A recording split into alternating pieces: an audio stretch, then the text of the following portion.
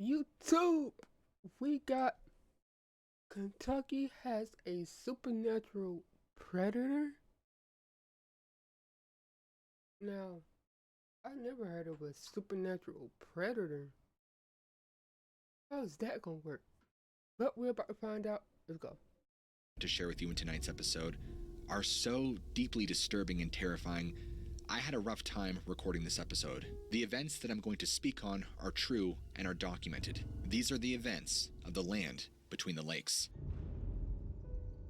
In western Kentucky, there's a nationally known area commonly referred to as the land between the lakes, or LBL for short. Consisting of more than 300 miles of shoreline, it is situated right between Barclay Lakes and Kentucky. Almost 200,000 acres of forest and over 200 miles of walking trails alone set this gargantuan revenue stream of nearly $600 million a year for the forest industry. However, ever since the area's inception, even going back before Europeans have settled here, it's always had a very dark and grim history. There are hundreds of small family cemeteries dotted all throughout the acreage of forest that are all from early Kentucky settlers, Chinese immigrants, and African slaves, even dating back to the 1700s to where there are literally... Oh yeah, I do have Discord running up. It's gonna be on the screen or down in the comment section below. I just want to say that.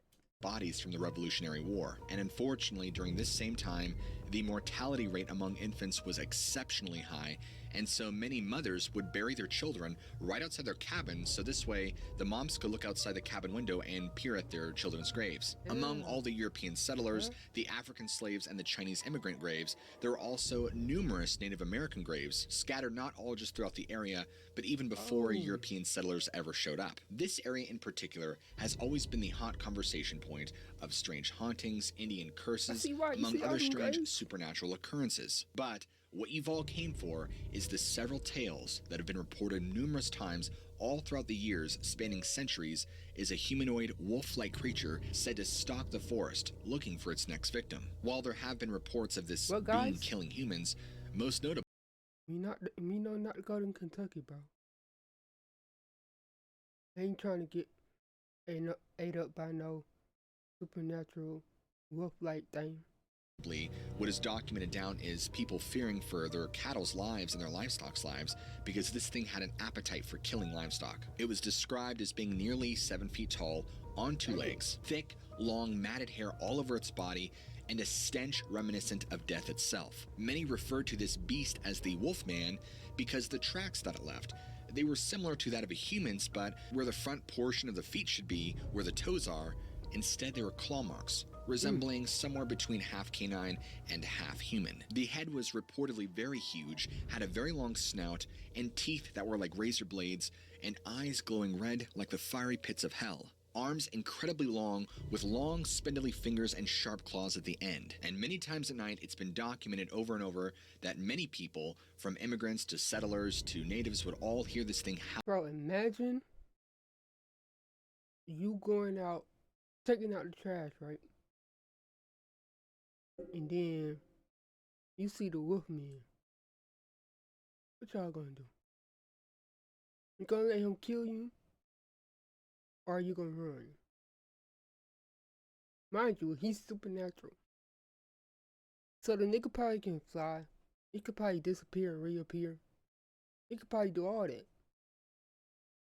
Me personally, I wouldn't just go outside. Hey, I wouldn't just go outside, me personally.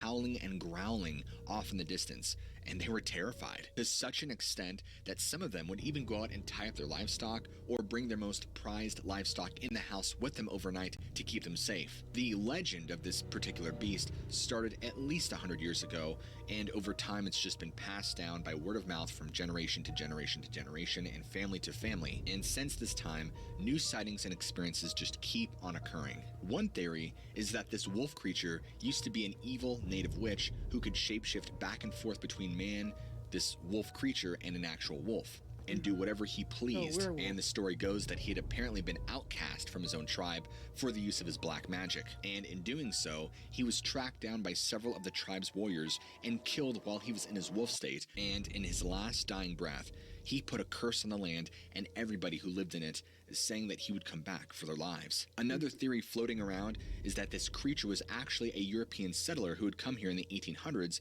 who had apparently carried some sort of disease which would turn him into a madman during the nighttime, and eventually his family would go into complete solitude, and everybody just figured them dead since nobody had heard from them in a very long time, and the family had become completely isolated when, in the early 1900s, their homestead was found completely vacant with no signs of anybody ever living there for a long time. So there's a lot of speculation surrounding the mystery and drama of the wolf beast. Moving forward a little bit in history, you have French traders and explorers who inhabited the area in the 1800s were being warned by Shawnee tribesmen, shaman and warriors alike of a tall, dark wolf-like creature inhabiting the forests, while other legends claim this wolf creature to be a shape-shifting Shawnee shaman. Accounts of this creature literally go all the way back to the 17 and Y'all do know that we're not the only things that's living on this earth, right? Because if there was dinosaurs, then came the caveman, right? And then us. And now they're saying there's like aliens, Bigfoots, and all that. Y'all do know that we're not the only ones that's on this earth right now. See, this is my type of stuff that I can talk about all day. Like, imagine, bro. Aliens. Well, we all knew aliens was real. Bigfoots. Imagine walking around outside. You seeing dinosaurs, bro. Person get eaten right there. Then you would be gone, dead. Then you would be in another life. That's wild to me. 1800s when settlers first started arriving here. I mean, there's written accounts of hunters going missing in the nighttime, people hearing these strange unnatural howls off in the distance, being completely frightened by the tone, timbre, and pitch of what they're hearing because it's so out of the realm of normalcy for them. During the 17 and 1800s, bison were still a very prominent part of America's wildlife, and in fact, they even roamed a good portion of Kentucky, where multiple hunters would find their carcasses half-eaten, their throats completely torn out by a massive predator. And even now, up to 2022, with the Forest Service industry trying to restore the bison life in Kentucky, still find calves missing constantly. As time would go on, communities began to build and expand in the area. And even though there were thriving communities just budding up, it was still considered a very rural place to live pre-1950s. Prior to 1959, predating the Kentucky and Barclay Lake dams being constructed, the area was actually referred to as Between the Rivers. And in 1963, President John F. Kennedy at the time officially labeled it LBL, or Land Between the Lakes. And even now in 2022, sightings, experiences, and strange things are still going on to this very day all around that area. I don't want to pause too much because this is a long video, bro. One of the more frightening documented cases that occurred to a group of university students who were camping at Land Between the Lakes back in 1973. The story goes that a group of young college guys got together to go have a good time, to go camping. They were sitting there next to their Volkswagen microbus, just enjoying the nice warm fire, enjoying a beautiful spring evening in the middle of lush nature, when one of them had to respond to a nature call. So he goes off into the woods and takes care of business, and while his friends sit around the fire and continue talking and enjoying each other's company, when he comes back and they could tell he's visibly concerned when he wasn't before, he was just laughing and having a good time, and now he's saying, guys, I went to go pee and I felt like I was being watched by something, and I heard this strange sniffing noise in the woods. His friends, of course, tried to downplay it and just said, you know what, man, you probably just heard a hog or something, or maybe a bear, don't worry about it, we're fine.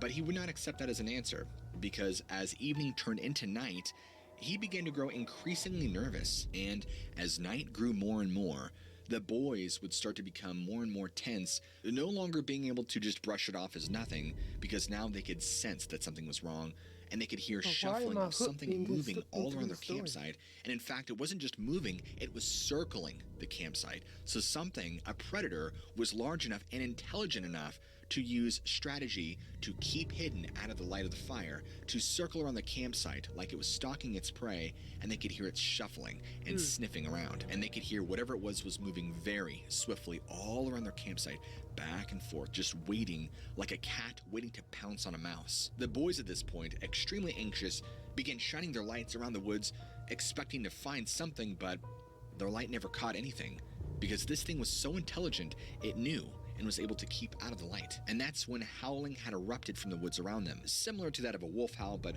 deeper and guttural and blood-curdling. And the howling had erupted from all around them. So now they were completely surrounded by multiples of these beings making these noises. Multiple? Oh, nah, bro. See, that's why you don't go out in the woods at nighttime. And that's when they begin to see glimmering eyes going back and forth and passing around their campsite. And they'd only catch it for a glimpse, and then it was gone.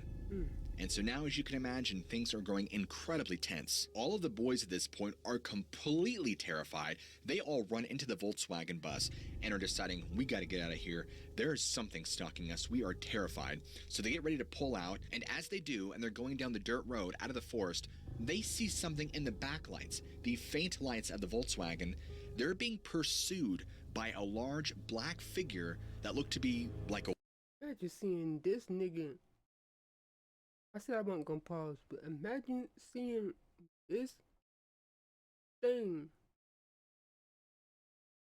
outside. How you gonna take out the trash, bro? They're gone. And then he just said he can like multiply, bro. You're done. It's GG's for you, my buddy. A wolf chasing after the Volkswagen, and as their vehicle had slowed down to approach a corner, they feel this massive jolt in their Volkswagen, and they could see that this creature was holding on to the Volkswagen with all of its strength, trying to hold the Volkswagen and pull it back. Pressing down the gas pedal as hard as they possibly could, they were finally able to get enough leverage to fly out of there and be gone. After breaking free and tearing out of the woods, they did not stop until they had arrived back on campus, where they would all get out, completely shaken, nearly in tears, and when they went to inspect the back side of their Volkswagen, they found 4 deep gashes like claw marks torn into the metal of the engine compartment on the Volkswagen. 1978. In 1978, in Grand Rivers, Kentucky, which is the starting point of Land Between the Lakes, there's a documented case of an individual who was staying at his aunt's house for a few weeks during a summer vacation. So this was right around mid-July, in the evening time, surrounded by the Kentucky wilderness of hundreds of acres of woods all around. This home had been built down a hill into the side of a large dirt hill, and along with this, there were several man-made trails that led to various portions in the forest, like an old abandoned railroad track, the shoreline to Kentucky Lake, an old abandoned sawmill that was no longer in use and had not been for a long time, and with the addition of a new dirt bike this family had just acquired, it would help define the trails a little more and easier. And as this case begins, the main eyewitness of this documented case is 17 at the time, his youngest cousin is 10, and the one out on the dirt bike during this time is 13, who goes by the name of Joe.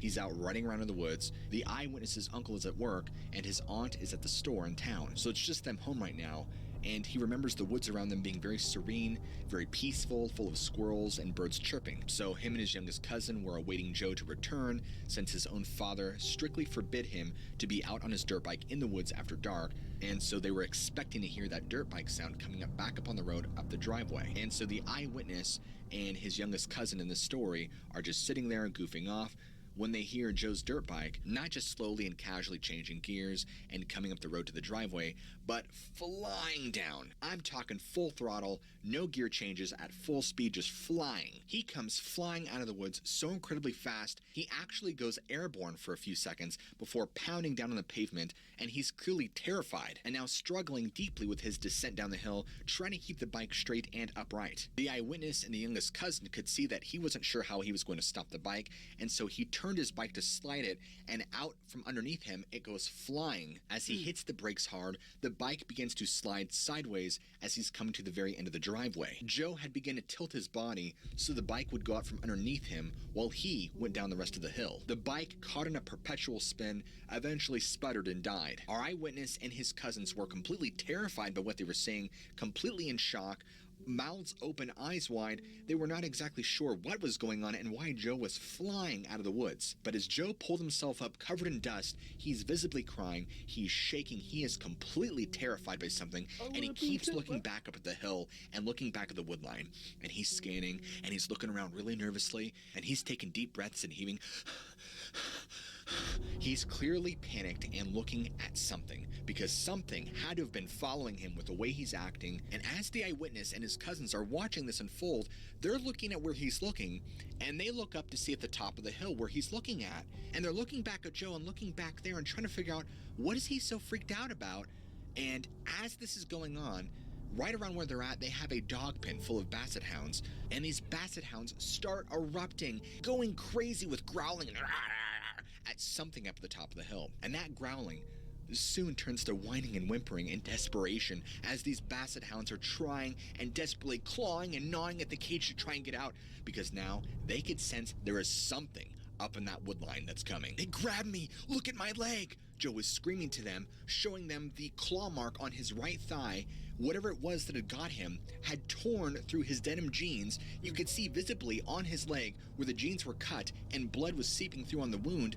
And the mark wasn't just like some sticker bushes or he had hit a branch. It was a clear defined claw pattern. And he's walking around taking huge gulps of air, crying with every effort, striving to properly portray what had just happened to him. And he's there huffing, "It was following me along the path by the old sawmill."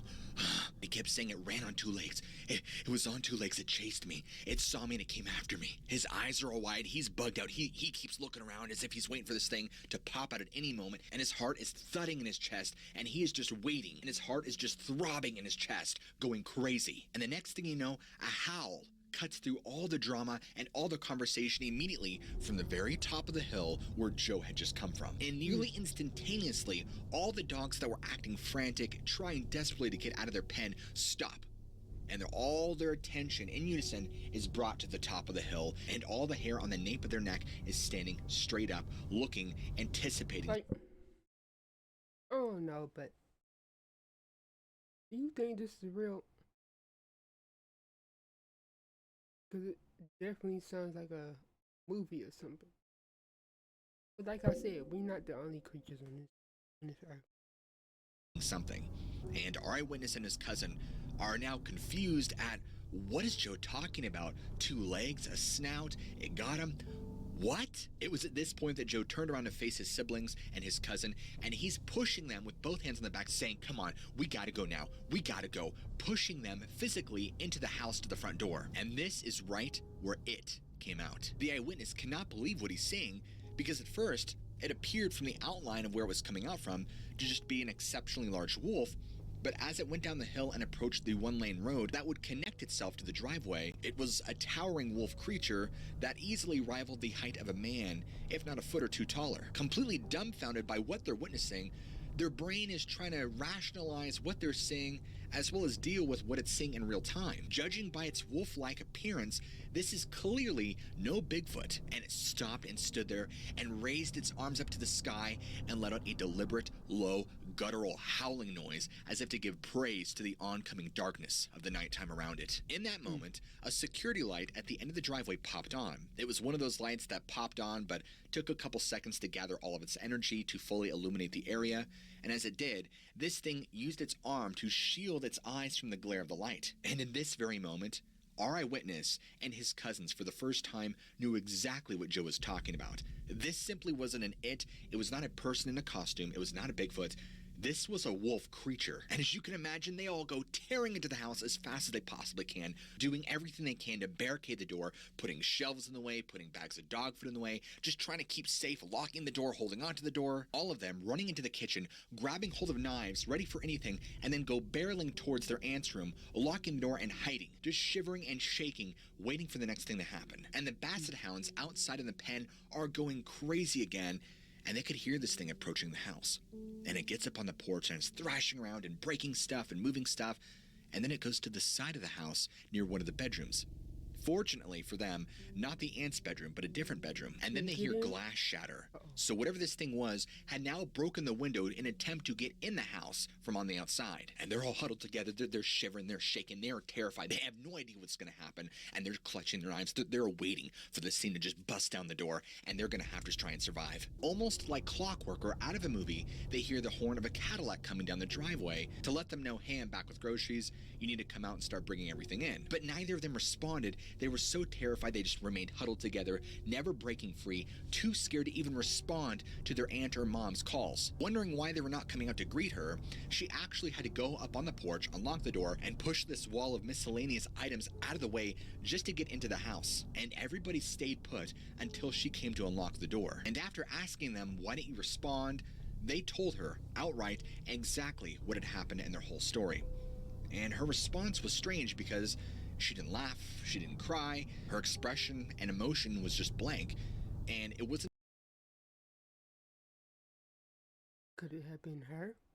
Well, he did say it was a man, but Until after she came back from inspecting outside, where there clearly had been something, a window, broken from the outside in, that she finally realized something was off. Later on in the evening, when the uncle had come home and the aunt had relayed the series of events that had transpired this evening to him, he goes and talks to the kids and tells them, stay out of the woods. And to make matters more terrifying, he goes on to tell them his own findings. Earlier that same morning, he had gone down the path that led to the old sawmill and found pits dug on the sides filled with animal carcasses and bones that simply could not be explained. There was also holes dug into the side of the bluff that overlooked the old sawmill, easily resembled a small cave or a den large enough for a full-grown man to be in. And several years back before this, the old Boy Scout camp used to be on the other side of Grand Rivers, and then it had become commonplace to see a strange human wolf-like creature along the shoreline near the campsites. It was only a few weeks after these events transpired that the eyewitness had gone home,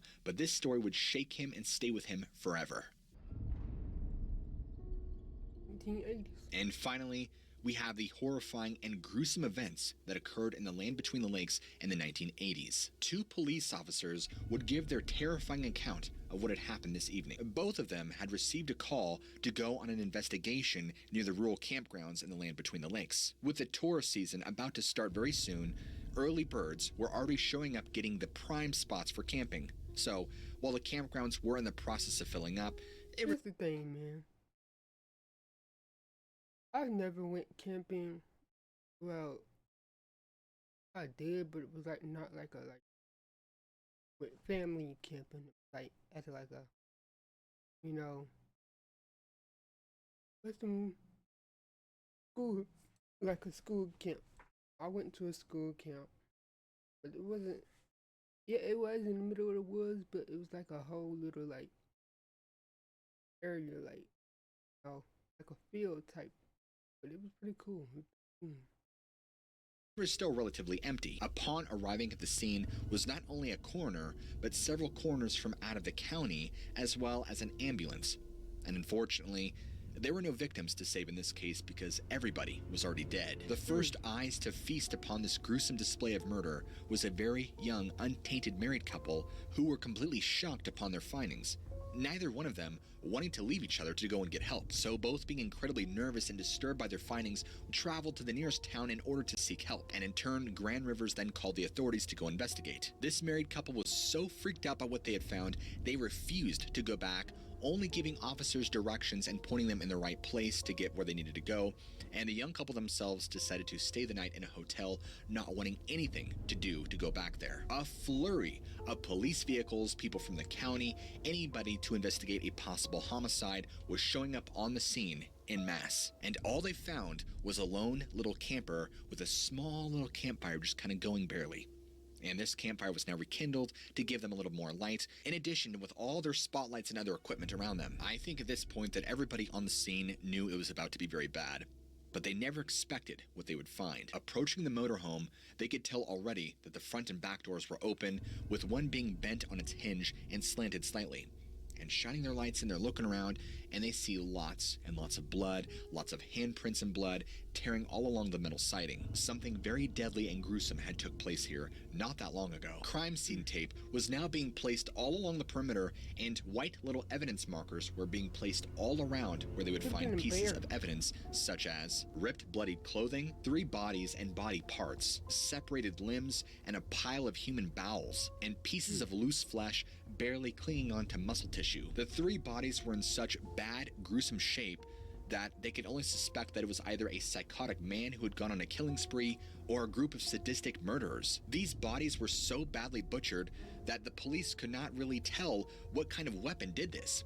They suspected it could be a chainsaw, possibly an axe, but the weapon appeared to be unnameable because they could not figure out what it was until inspecting a little closer, and the wounds all matched that of a well-defined claw. The nature and severity of this particular crime scene was so appalling that many law enforcement officials and medical personnel were retching, and rightfully so. Law enforcement had thrown out all kinds of theories like a bobcat, a bear, a coyote. What could this possibly be? But as the coroner examined the bodies more, he just kept shaking his head, not sure what to make of this gruesome scene himself.